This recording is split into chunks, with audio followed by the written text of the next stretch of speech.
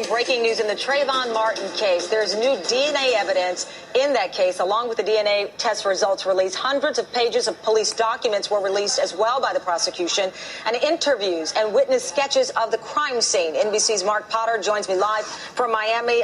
This forensic test released today specifically on the DNA found on the gun itself, Mark. That's exactly right, Cameron. But this evidence released by the prosecution does not seem to contain anything that anyone right now is calling a bombshell. But it is interesting, and as you said, it does involve DNA evidence found on the gun carried by George Zimmerman, a gun that he said that Trayvon Martin was reaching for before George Zimmerman shot him in what he describes as self-defense. So according to reports released today, investigators on the grip of that gun, on the handle, found DNA evidence clearly from George Zimmerman, and they say that they were absolutely able to rule out any DNA from Trayvon Martin. So clearly he did not touch the handle of that gun. On the holster, there was DNA found from 3 individuals, predominantly George Zimmerman. The other 2 could not be determined. On the trigger and the slide of the handgun, there was insufficient evidence to determine any sort of DNA profile. So this is the kind of stuff that either side can use to help their case, or they can use the evidence any a way that helps them. The prosecution might say that it shows that Trayvon Martin never touched that gun. The defense, however, would argue that that's not what Zimmerman said. What he said was that he was reaching for the gun. So, as I said at the outset, it's interesting information, but it's not something likely to shake this case. Cameron? All right, Mark Potter live for us. Thank you for the very latest there on this new information. Hey, everyone. I feel like with all of this evidence, quote unquote, being released, it's very much like, it feels very much like the defense is really trying to set up an argument for a mistrial or to set up a change of venue motion. It just feels so wrong that all of this information, all of this so-called evidence is being released to the public way prior to the trial. And it also feels as if they are trying to try Trayvon Martin in this case instead of trying George Zimmerman in court. They're trying to charge Trayvon Martin in the public versus trying George Zimmerman in a court of law.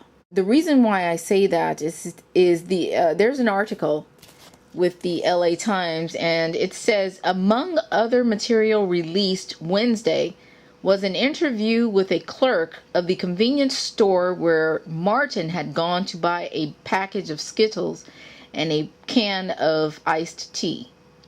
Martin was returning from the store when the confrontation with Zimmerman took place. Why are they releasing the interview of the clerk of the store? It sounds as if this is a character witness. What could this person possibly contribute to this case? He walked in and he paid for his items. He didn't steal anything. He wasn't seen holding up the clerk. Why is this even being introduced into evidence? It's just amazing. It angers me on so many different levels that this case is being turned around onto Trayvon Martin and also his parents. I was doing a bit of research, and there's a website. I will not give this person any kind of acknowledgement in terms of driving traffic to his website, but it's basically all disparaging of Trayvon Martin and of his parents. This website is accusing particularly Trayvon Martin's mother, Sabrina, of jet setting and making money off of Trayvon Martin's name. The reason behind me even finding this website was because I was wondering, where is Tracy's girlfriend? I'd seen a clip of Dr. Phil, And I was wondering, who is the woman in the audience? And then someone mentioned that she was the girlfriend, or she is the girlfriend. I'm not really sure how their relationship is now, but she was identified as the girlfriend of Tracy Martin, which is, of course, Trayvon Martin's father. And so when I went to look for more information on her, this particular website came up.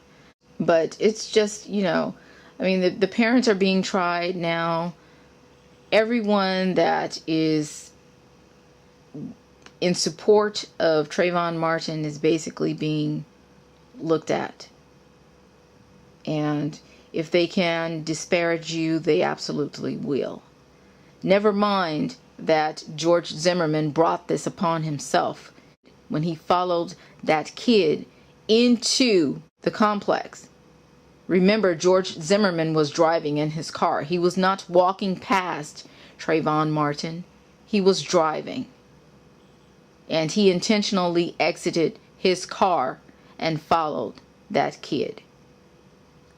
So they have somehow been able to ignore that information and only concentrate on the fact that Trayvon Martin may have possibly had behavioral issues. That's what they would like to magnify. And that is the part that makes me sick. This would be a different issue had Trayvon Martin approached George Zimmerman in his car and tried to carjack him and had been shot. This would be a different issue had Trayvon Martin approached George Zimmerman in his home in an attempt to burglarize it. But neither of those scenarios are the issue. But it just goes to show how ignorant and obscene some of these people are, and the extent that they will go to in order to support someone who kills in cold blood a black person, and particularly a black man.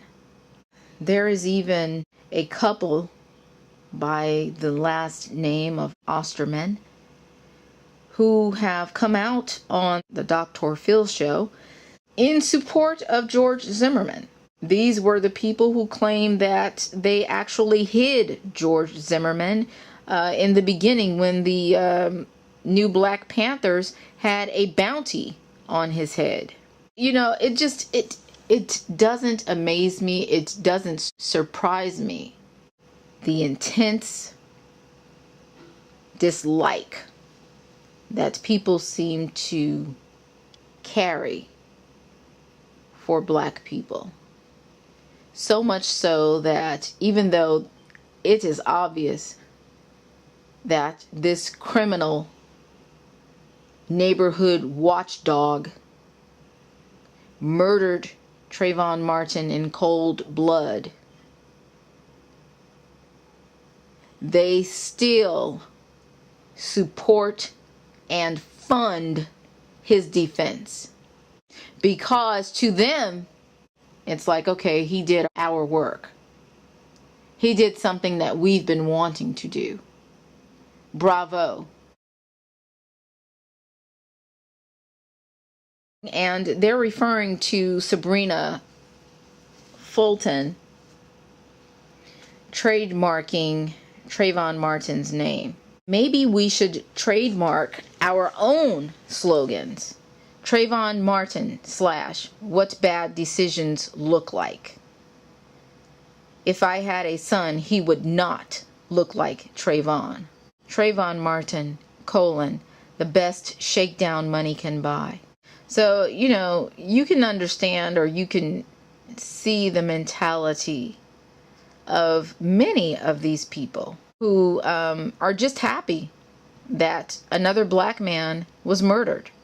They could give a rat's ass whether he was guilty. They could give a rat's ass as to whether he was actually deserving of being killed. All they know and all they care about is that he's dead.